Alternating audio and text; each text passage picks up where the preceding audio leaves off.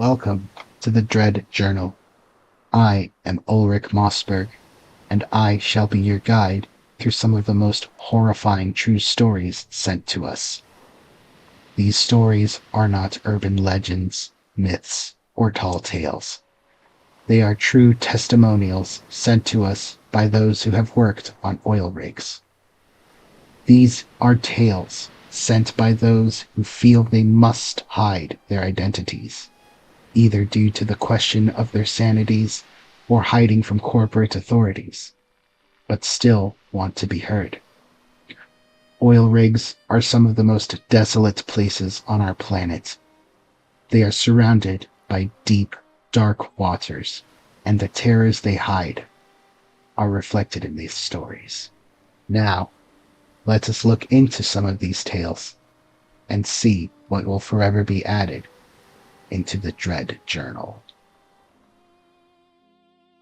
I've gone by a lot of names in my time, so I guess right now I'll go with Bobby. And I worked as a crew supervisor on an offshore drilling platform in the Gulf of Mexico for 16 years. During that time, I managed shift rotations for hundreds of workers, maintained precise timekeeping records that satisfied both union contracts and federal safety regulations, and coordinated the 12-hour shift changes that kept drilling operations running 24 hours a day. But nothing in my supervisory experience prepared me for what happened aboard Platform Gulf Star during the summer of 2022, when phantom workers began appearing on shifts. Workers who didn't just clock in and disappear, but actively interfered with operations in ways that nearly took my life and the lives of so many others. On an offshore platform, shift changes are the heartbeat of survival. Crews work 12 hours on, 12 hours off, in a rhythm that maintains continuous operations while preventing the fatigue that can kill workers in seconds when they're operating heavy machinery above thousands of feet of dark water. Every punch card is logged in triplicate, every worker accounted for through multiple redundant systems, every shift transition documented with precision that would impress military quartermasters. But what happens when phantom workers begin sabotaging your operations? When they're not just ghostly echoes of the past, but active, malevolent presences trying to claim living workers for their eternal shifts? This story, it's painful for me to even write down. I can feel my arms shaking as I'm typing this before I send it over to the Dread Journal. But if I don't get this out, then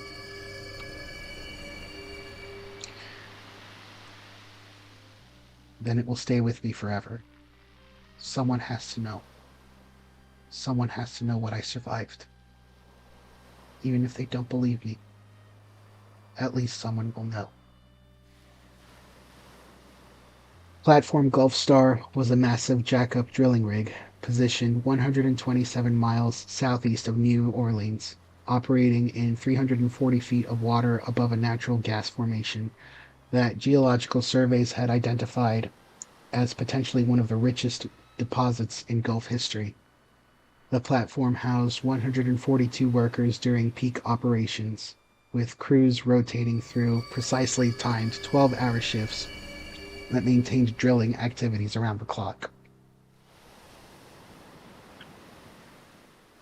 The timekeeping system was state-of-the-art technology that required workers to scan ID cards through magnetic readers connected to a central computer database. Each scan was time-stamped, logged automatically, and cross-referenced against work schedules to verify that employees were clocking in and out at authorized times. I had been working at the Gulf Star rig for 8 months, and those 8 months were peaceful. I still kind of look back on them and feel good, knowing that I was getting work done, that everyone was doing what they needed to do. Then everything changed. The The first sign of trouble came during a routine evening shift change in June. As the day crew clocked out, I noticed extra time punches in the digital logs. Names of workers who'd already left the company months or even days ago. Eric LeBlanc, who had transferred after a crane accident. There was also Tommy Williams, who'd quit after a safety violation. And then there was Marcus. I don't remember his last name, but I know he died in a blowout on another platform. Initially, I attributed the discrepancies to glitch systems, but then the phantom workers began appearing visually during shift changes. They appeared as men in faded coveralls and tarnished hard hats, moving through our work areas like they belonged there. At first, they seemed harmless. They'd clock in, walk to work areas, and by morning they'd be gone, having clocked out according to the digital records. But no one could remember seeing them work, and no tasks had been completed in the areas where they were assigned. That changed during the third week of July. I was conducting a routine inspection when I found Jack Wen, one of our drill operators, unconscious on the drill floor.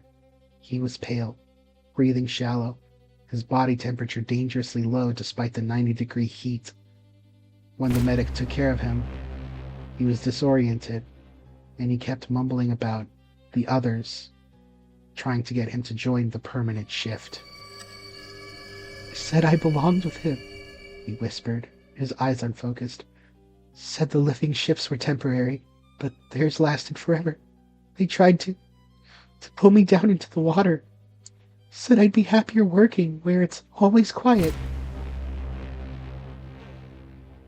The medic diagnosed him with severe hypothermia and exhaustion, but he had been working in blazing heat, and his shift had just started an hour earlier.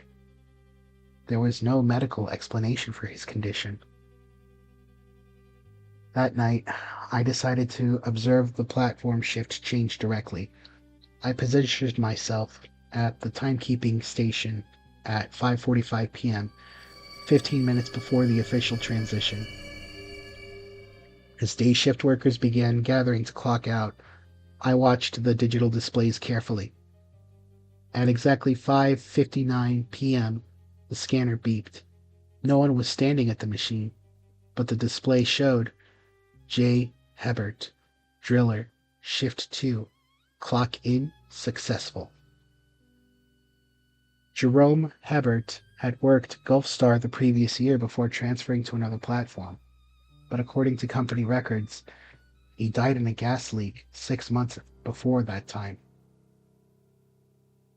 Then, the air around the timekeeping station grew cold, not the artificial cold of air conditioning, but the bone-deep chill of a morgue. My breath began fogging despite the station's heating system running normally. Gradually, they began to show up. Not suddenly, slowly. They were like invisible images that slowly made their way more visible, and they were coming out of the darkness. They were men in work clothes, their skin pale and their eyes sunken, moving with the mechanical precision of workers, following routines they'd performed thousands of times. But these weren't passive ghosts going through remembered motions. As they passed real workers heading to their posts, phantoms would reach out and touch them. Every worker they touched would stumble, their eyes glazing over, their movements becoming sluggish and mechanical. I watched in horror as Jerry, a welder from our day crew, was touched on the shoulder by one of these phantom workers. Jerry immediately stopped walking toward the exit and instead turned toward the drill floor. His expression was blank. His normal cheerful demeanor replaced by the same hollow stare that the phantoms had. "Jerry!" I called out, but he didn't respond. He walked in perfect synchronization with the phantom who had touched him. Both of them were headed towards the most dangerous section of the platform. This was where the gas lines were pressurized and ran beneath the drill floor. I ran after them, grabbing Jerry by the arm. His skin was ice cold, and when he turned to look at me, his eyes were completely white. No iris, no pupil, just the milky color of the sclera of his eyes. "The shift never ends," he said in a voice that wasn't his own. "We work forever. It's peaceful there. No pain, no exhaustion, just work." I slapped him hard across the face, and Jerry blinked, his normal eye color returning. He looked around in confusion, and he started to shiver violently. "Bobby? What am I doing here? I was heading to the helicopter pad to go home." The phantom worker who had been leading Jerry turned to look at me directly. His face was partially destroyed, like he had been in an explosion or a fire. And I heard him speak, but I could hear multiple voices layering over each other. I realized then they were the voices of all the workers who had died in Gulf accidents over the years.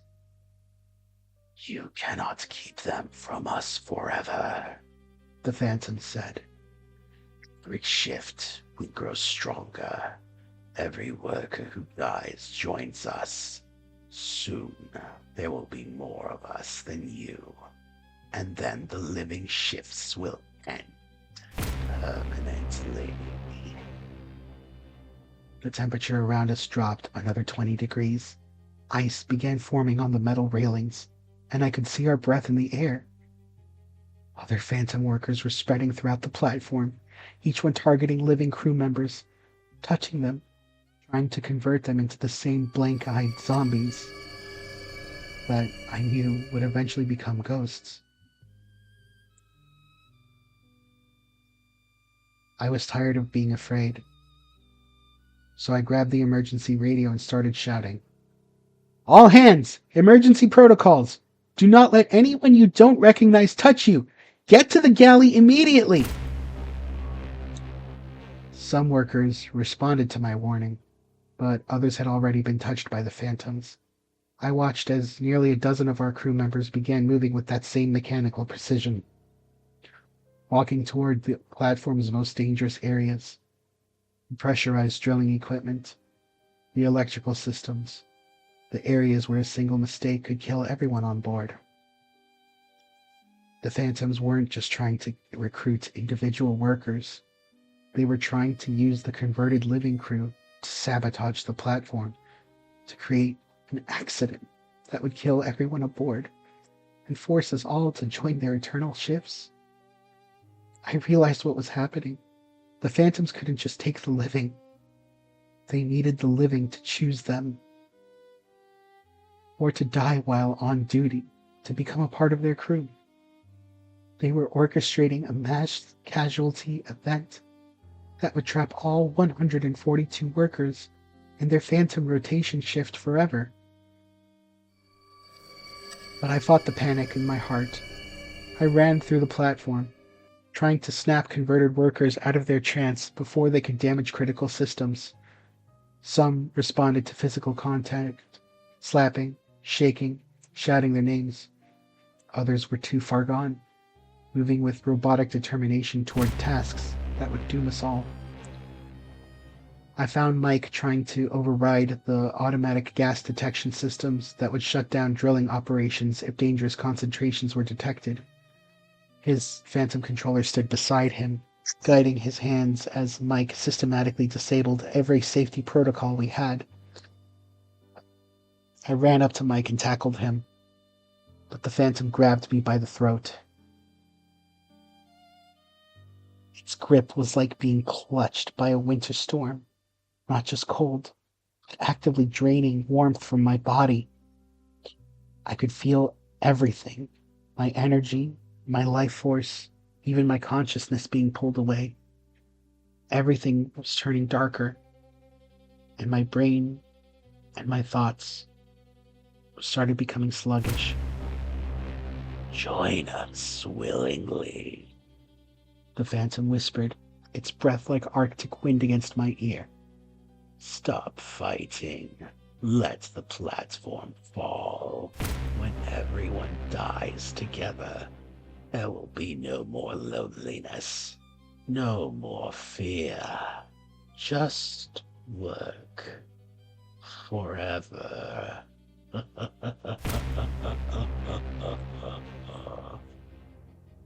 I was losing consciousness when Jerry appeared with a fire axe and swung it through the phantom's torso. Somehow that worked, because the creature dispersed like smoke, and he released his grip on my throat. The warmth flooded back into my body, and I gasped for air. How did you know how to do that? When that thing had me, I could hear all their thoughts, Jerry said, his face pale but determined. They're not just dead workers. There's something else. Something that feeds on the concept of eternal labor. They've been collecting dead workers for decades, building, I don't know, an army? I guess tonight they were supposed to harvest us all. Around us, the phantom workers were becoming more solid, more aggressive. They weren't just touching living workers anymore. They were physically restraining them, dragging them towards dangerous equipment, forcing their hands onto controls that would trigger catastrophic failures. All the while, I still remember their screams. I still remember their begging for them to stop. I still remember the prayers that they uttered. But one thing I'll never forget was how horrified everyone looked. No matter how they chose to respond to this threat, whether through begging for mercy or trying to fight, we all shared one thing on that rig that night. We were terrified. I grabbed the platform's general alarm and activated the emergency evacuation sequence. Klaxons blared, emergency lights flashed, and the automated system began announcing, "All personnel to evacuation stations. This is not a drill." But the phantoms reacted violently to the evacuation alarm. They became fully corporeal, no longer translucent figures, but solid, angry entities, determined to prevent anyone from leaving the platform alive. The phantom of Jerome Herbert blocked the path to the helicopter pad, his form now completely opaque and radiating malevolent energy. Other phantoms swarmed the lifeboat stations, physically preventing workers from accessing escape routes. "If we cannot have you willingly," Jerome's phantom declared, his voice echoing from every speaker on the platform, "then we will take you by force. The platform will sink tonight. All aboard will join our crew. The eternal shift begins now." I heard a jeep groaning from beneath us. Phantoms were somehow affecting the platform's structural integrity, using their supernatural abilities to weaken the support legs that kept us above the Gulf's dark waters. The platform began tilting towards starboard as one of the support legs buckled. Emergency systems screamed warnings about catastrophic structural failure. I think we had about 10 minutes before the Gulf Star collapsed entirely, taking everyone aboard down to the ocean floor, where the Phantom crew was waiting.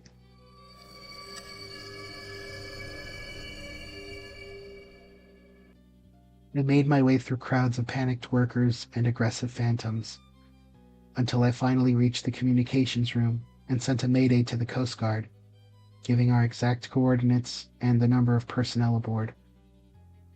I then did the only thing I could think of.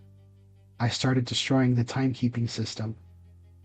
I figured that the phantoms were somehow tied to our employment records, to the digital documentation of who worked on the platform. So, if eliminating those records would weaken them, then it was worth a shot. I smashed the computer servers with a fire axe while phantoms swarmed around me, their icy touches trying to drain my strength. Each server I destroyed caused several phantoms to flicker and fade, their forms becoming less substantial. The records! I shouted to Jerry and the other workers who had fought free of phantom control. Destroy all of the employment records! It's how they're anchored here! We fought our way through the platform, smashing computers, burning paper files, destroying every trace of documentation that proved people had worked aboard the Gulf Star. With each destroyed record, more phantoms dissolved, and the structural damage to the platform began reversing itself. The final phantom to disappear was Jerome Herbert. As his form began dissolving, he looked at me with hatred and despair. You cannot destroy us completely, He warned. we exist in the records of every platform, every company database, every employment archive. We will find another platform, another crew. The eternal shifts will continue. And then he was gone, leaving only the living crew standing on a damaged but stable platform as Coast Guard helicopters appeared on the horizon. I submitted my resignation immediately after we were rescued. Gulf Star was considered a total loss due to structural failure during routine operations. The official report made no mention of phantom workers or supernatural sabotage. How could they? There was absolutely no way to prove anything that had happened. I'm guessing that the ghosts, the phantoms, whatever they were, they decided to go into the security booth and destroy any records of them ever existing as phantoms. Unfortunately, Jerry was committed to a psychiatric facility after he kept insisting that dead workers tried to recruit him for eternal shifts. Most of the other workers who had been touched by phantoms suffered severe psychological trauma and never worked offshore again. I still have contacts in the industry, good friends of mine. None of them have gone through something like this, but they have heard rumors of other incidents on other platforms. They were always doing the same things that they tried to do to us on the Gulf Star. And every time they did, the structural failures were always catastrophic. And oftentimes there wouldn't be survivors. The Phantoms were right about one thing. Destroying the Gulf Star's records only eliminated them from that location. Employment databases throughout the offshore industry still contain records of workers who died in accidents, and those records serve as anchors for supernatural entities that view death as simply another shift for change. I work onshore now, at facilities where employee records only go back a few years and where industrial accidents are rare, but sometimes, late at night when I'm reviewing timesheets, I think I see extra names appearing in the computer system. Workers who died decades ago but are still clocking in, still waiting for their chance to recruit the living for shifts that never end. If you ever find yourself working offshore and you see unfamiliar faces during shift changes, don't let them touch you, and get out of there as fast as you can. Order an evacuation, even if it costs your job. It's not worth losing your life. You don't want to join the eternal shift. I don't even want to know what the purpose of it is. But needless to say, I'll never forget that day. And I wouldn't wish what happened to me or anyone else on the Gulf Star on anyone. If you're enjoying this video, please be sure to like and subscribe, and hit the notification bell so you get all of our latest videos. And if you have stories that you want to share with us, please send them to me, Ulrich Mossberg, at thedreadjournal@gmail.com. As a scientist, I'm bound by a code of ethics. I can't just go and form any task and claim it's for the name of science. That's the prerogative of some pseudo villain in a children's TV show. The true people who are doing anything are the ones who choose profits over the safety and the decency of the people that they're supposed to protect and of the environment that they're meant to live in. My name is Dr. Elena, and this is my story. Thank you, the Dread Journal, for allowing me to share this. I worked as a subsea survey engineer for 12 years, specializing in seafloor mapping and underwater structural analysis for offshore drilling operations throughout the Gulf of Mexico. My expertise involved using sophisticated sonar systems, remotely operated vehicles, and underwater imaging equipment to ensure platform safety and environmental compliance. But nothing in my marine engineering education prepared me for discovering that corporate executives were willing to ignore catastrophic geological instabilities to protect their quarterly profits, even when those instabilities threatened to kill everyone working above them. When an offshore platform reaches the end of its operational life, federal regulators require complete removal of all structures from marine environments. Steel support legs are cut at the seabed level, deck sections are dismantled and transported to the shore, and every component is hauled away to prevent navigation hazards and environmental contamination. The removal process is documented extensively, with government inspections verifying that nothing remains on the ocean floor.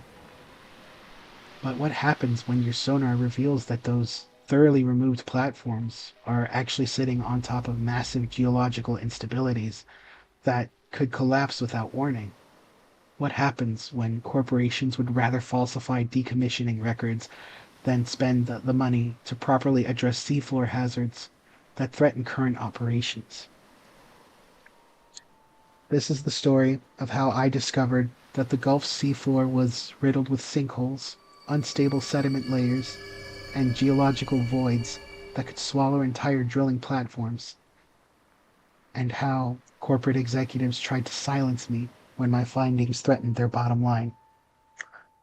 I worked for the now defunct Oceanic Survey Solutions, a marine consulting company that was based in Houston and provided underwater mapping services for major oil companies operating throughout the Gulf of Mexico.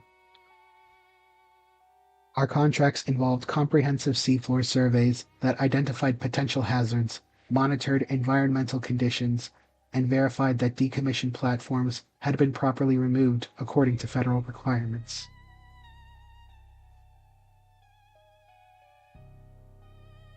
My supervisor was Captain Mackenzie, former Navy hydrographer who had spent 25 years conducting underwater surveys for military and commercial clients. Mackenzie was a straight shooter who believed that accurate data was the only thing standing between profitable operations and catastrophic accidents. The sea floor tells the complete story of everything that ever happened on the surface, Captain Mackenzie told new surveyors during their orientation briefings. Our job is to read that story accurately and completely, because the safety of current operations depends on understanding what came before. I really wish I paid more attention to his tone. He was not so much concerned about the safety of the operation. It was during a routine platform survey in September 2019 that I first encountered evidence that would change everything I thought I knew about offshore safety and corporate responsibility.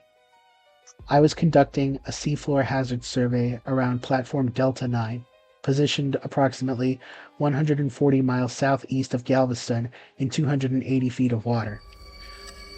The survey area extended 3 nautical miles in all directions from the active platform, mapping potential obstructions that could interfere with supply boat operations or emergency evacuation procedures. The sonar sweep was proceeding normally when, approximately 1.2 nautical miles northwest of Delta 9, I detected something that made my blood run cold. The seafloor showed massive subsidence, a depression nearly 300 feet across where the seabed had collapsed into an underlying void. But according to the official decommissioning records, this was supposed to be the former location of platform Charlie 7, which had been, and I quote, completely dismantled and removed 15 years earlier, leaving a clean, stable seafloor suitable for future operations. The sonar told a different story. Charlie 7 hadn't been properly removed at all.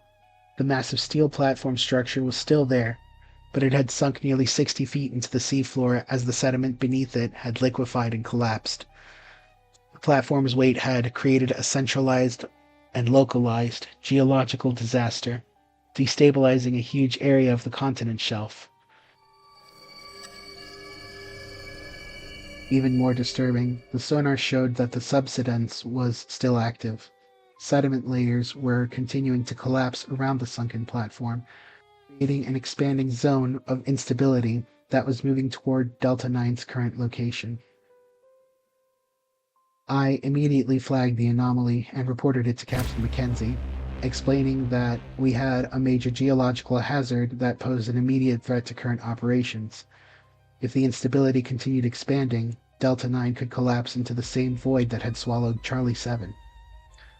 Mackenzie reviewed the data personally, his face growing pale as he understood the implications.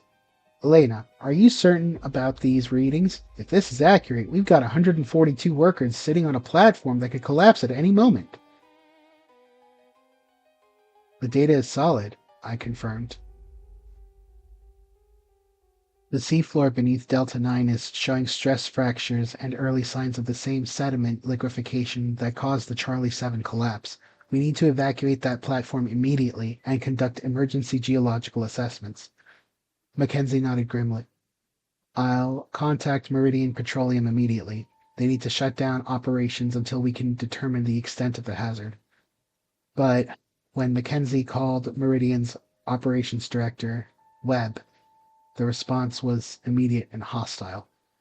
Absolutely not, Webb declared during the conference call. Delta 9 is producing 50,000 barrels per day. We're not shutting down a profitable platform based on speculative sonar readings. Mr. Webb, I interjected, this isn't speculation. The seafloor data shows active geological collapse. Your platform is sitting on top of an expanding sinkhole. Dr. Vasquez, I've reviewed your previous reports, and they show a constant pattern of overcautiousness that has cost our industry millions in unnecessary delays. Charlie 7 was properly decommissioned according to all federal regulations. Your sonar is obviously malfunctioning. I felt my temper rising. The sonar data is verified through multiple independent systems. Charlie 7 didn't disappear, it sank into the seafloor because the geological surveys prior to installation were inadequate. The same conditions exist between Delta 9. That's enough. Webb snapped. I'm terminating this survey contract. Oceanic Survey Solutions is clearly using defective equipment and providing unreliable data. We'll find a contractor who can conduct proper seafloor assessments. Mackenzie tried to intervene. Mr. Webb, regardless of contractual issues, we have a legal obligation to report geological hazards that threaten worker safety. I'm filing a report with the Bureau of Safety and Environmental Enforcement immediately. Webb's voice turned cold. Captain Mackenzie, I'd advise against making hasty decisions that could damage your company's reputation in this industry. Meridian Petroleum has significant influence with regulatory agencies, and we don't appreciate contractors who create problems where none exist. The call ended with Webb threatening to blackmail Oceanic Survey Solutions from all future contracts if we pursued the geological hazard issue. But Mackenzie and I knew we couldn't ignore data that showed 142 workers were in immediate danger. Over the next week, we expanded our survey to map the full extent of the seafloor instability. What we found was even worse than our initial assessment. The Gulf's continental shelf was riddled with similar collapses, all centered around locations where platforms had been decommissioned over the past 30 years. Platform after platform showed the same pattern, official records claiming complete removal, but sonar data revealing sunken structures that had destabilized the surrounding seafloor. In some cases, the geological damage extended for miles from the original platform location, creating vast fields of unstable sediment that could collapse without warning. We documented over 50 locations where decommissioned platforms had created geological hazards, many of them beneath active drilling operations. The pattern was clear. Instead of properly removing platforms at enormous cost, oil companies had been falsifying decommissioning records while leaving the structures to sink beneath the seafloor. But the worst discovery came when we mapped the area around Deepwater Meridian, which was Meridian Petroleum's newest and most profitable platform. The structure was positioned perfectly above a massive geological void created by three previous platforms that had supposedly been completely removed, but had actually collapsed into underlying sediment layers. The void extended for nearly half a mile in diameter and was over 200 feet deep, a submarine cavern that could swallow Deepwater Meridian and its 200-person crew in seconds if the remaining seafloor gave way. I worked around the clock to document the hazard, using every piece of equipment at our disposal to create an irrefutable record of the danger. Seismic surveys showed that the remaining seafloor over the void was less than 30 feet thick in some places, far too thin to support the weight of a drilling platform. Even more disturbing, our instruments detected active subsidence. The seafloor was continuing to collapse, with stress fractures extending toward Deepwater Meridian's support legs. Based on the rate of deterioration, we estimated the platform had weeks, possibly days, before catastrophic failure. Mackenzie and I prepared a comprehensive report documenting the geological hazards throughout the Gulf, with particular emphasis on the immediate threat to Deepwater Meridian. We submitted copies to the Bureau of Safety and Environmental Enforcement, the Coast Guard, and Meridian Petroleum simultaneously, demanding immediate evacuation of threatened platforms. The response from federal regulators was swift and alarming. Within 24 hours, BSEE investigators were en route to verify our findings and initiate emergency protocols. I wish they had got here sooner, because Meridian Petroleum's response was even faster and far more sinister. The next morning, I arrived at our offices to find federal marshals executing a search warrant. Webb stood in the lobby with a team of corporate lawyers, overseeing the confiscation of all our survey equipment, data storage devices, and research files. Dr. Vasquez, Webb said with a cold smile, Meridian Petroleum is exercising its rights under the Digital Millennium Copyright Act to protect proprietary geological data that you've illegally copied and misrepresented. That's ridiculous, I protested. The seafloor survey data is our work product. It documents public safety hazards. Oh?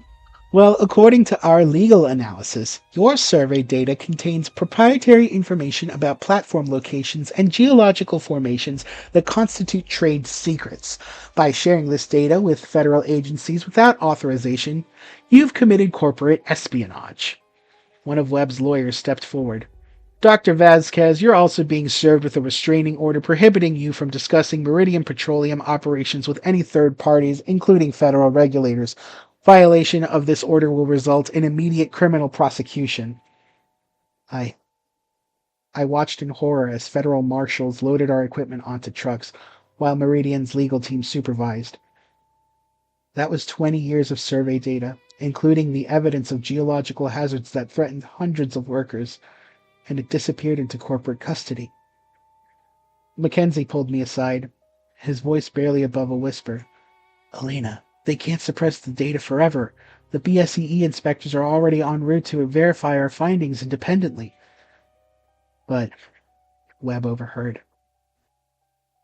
Captain Mackenzie, I'm afraid the BSEE inspection has been postponed indefinitely due to equipment availability issues. However, Meridian Petroleum has contracted with seabed survey specialists to conduct an independent geological assessment. Oh no. This was the worst possible news I could have heard. Seabed Survey Specialists was a notorious industry contractor known for producing reports that supported whatever conclusions their clients wanted. Their independent assessment would undoubtedly find no geological hazards, clearing the way for continued operations above an unstable seafloor that could collapse at any moment. That night, I received a phone call at home from an unknown number. Dr. Vasquez, this is Dr. Torres from the National Weather Service. I've been monitoring seismic activity in the Gulf, and I'm seeing some unusual patterns in the area you've surveyed. Can we meet to discuss your findings?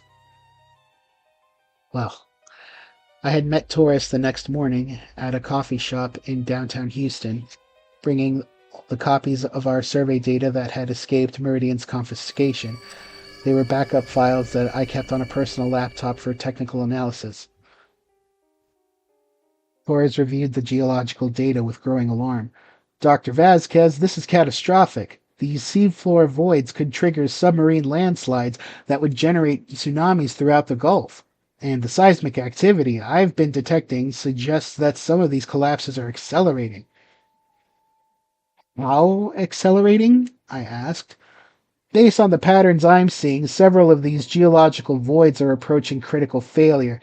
The seafloor over the largest caverns could collapse within days, possibly hours. If that happens while platforms are still operating above them, he didn't need to finish the sentence. Hundreds of workers would die in seconds, and the resulting environmental disaster would make the Deepwater Horizon spill look minor by comparison. Torres and I spent the next 12 hours preparing a comprehensive report for the National Weather Service and NOAA, documenting the immediate threat to Gulf operations and coastal communities. We submitted the report through the federal channels that Meridian Petroleum couldn't block, triggering emergency protocols that would force platform evacuations regardless of corporate objections. But Meridian wasn't finished fighting. That evening, I received a visit from two men in expensive suits who identified themselves as corporate security consultants. Dr. Vasquez, the taller man said, Mr. Webb wanted us to inform you that your collaboration with Dr. Torres has been noted. Meridian Petroleum has significant government contracts, and they're concerned that your activities might compromise national energy security. The shorter man handed me an official-looking document. This is a preliminary finding from the Department of Energy stating that your geological assessments could damage critical infrastructure if released publicly. Continuing to share this information could result in charges under the Espionage Act. I stared at them in disbelief. You're threatening me with espionage charges for reporting geological hazards that could kill hundreds of people? We're informing you of the legal consequences of your actions, the tall man replied. Mr. Webb hopes you'll consider your position before federal agencies overreact to unverified data that could cause unnecessary panic and economic disruption. After they left, I called Torres immediately. They're using national security laws to suppress the geological data. They're willing to let people die rather than admit their platforms are built on unstable seafloor. Torres was quiet for a moment. Elena, I've been monitoring seismic activity all day. The patterns are accelerating. I think we're looking at hours, not days, before major collapses. As if summoned by his words, my laptop began displaying real-time seismic alerts from NOAA monitoring stations throughout the Gulf. The seafloor around Deepwater Meridian was experiencing continuous micro-earthquakes as the remaining geological structure prepared to fail. We have to do something, I said. I don't care about legal threats. Those people are going to die. Taurus agreed. I'm declaring a geological emergency through NOAA channels. It'll trigger automatic evacuation protocols for all platforms in the affected area. Meridian won't be able to stop it once federal emergency procedures are activated. But even as Torres initiated the emergency protocols, I could see Meridian's lawyers working to block the evacuations. Corporate executives were calling federal officials, claiming that the geological data was fabricated by disgruntled contractors seeking to damage the company's reputation. It all came to a head at 3:47 a.m. when my seismic monitoring equipment detected the beginning of a massive seafloor collapse centered on the void beneath Deepwater Meridian. Geological structure that had been supporting the platform for months was finally giving way. I called the platform directly, bypassing corporate management to reach the radio operator on duty. This is Dr. Elena Vasquez with Oceanic Survey Solutions. You need to evacuate immediately. The seafloor beneath your platform is collapsing right now. The radio operator sounded confused. Ma'am, we haven't received any evacuation orders from company headquarters. There's no time to wait for corporate approval. Get everyone to the lifeboats now. You have minutes before the platform support legs punch through the seafloor. I could hear alarms beginning to sound in the background as the platform's structural monitoring systems detected the increasing instability. The radio operator's voice became urgent. All hands! Emergency muster! This is not a drill! For the next hour, I monitored emergency radio traffic as Deepwater Meridian's crew evacuated to lifeboats and awaited Coast Guard rescue. At 4:52 a.m., the platform's final radio transmission reported structural failure of the broken legs, followed by silence. When dawn broke, Coast Guard helicopters found 200 workers floating in lifeboats where Meridian Deepwater had stood 8 hours earlier. The platform itself had vanished completely, swallowed by a seafloor collapse that left a crater nearly half a mile across. The geological disaster triggered secondary collapses throughout the Gulf as unstable sediment layers failed in a domino effect. Over the next week, 3 more platforms were evacuated as the seafloor beneath them became too unstable to support continued operations. Meridian Petroleum's stock price collapsed faster than their platforms, and federal investigations revealed decades of falsified decommissioning records. Webb and 7 other executives were arrested for endangering workers and for environmental fraud. But the real victory came 6 months later, when Congress passed legislation requiring independent geological surveys for all offshore operations, with criminal penalties for executives who suppressed safety data. The law was now informally known as the Deepwater Meridian Act, ensuring that corporate profits could never again override worker safety and environmental protection. I now work for NOAA, conducting geological hazard assessments that can't be suppressed by corporate interests. The Gulf is slowly being cleaned up, with proper platforms and geological remediation funded by industry lines. But sometimes when I'm reviewing the seafloor data, I think about how close we came to losing 200 people because executives cared more about quarterly earnings than human lives. I was also flabbergasted by the ocean floor. Why was it moving so fast? What was going on with the tectonic plates? Was the ocean itself trying to tell me something? Or was it trying to fight back? I can't say anymore. I've seen a lot of things in my life, but there was nothing more horrifying than seeing someone just so callous over human life and placing their profits above it. No matter who you are or what job you seek in the future, please always prioritize your life and the lives of others before you ever prioritize any form of profit. You can always make more money. You can't bring life back.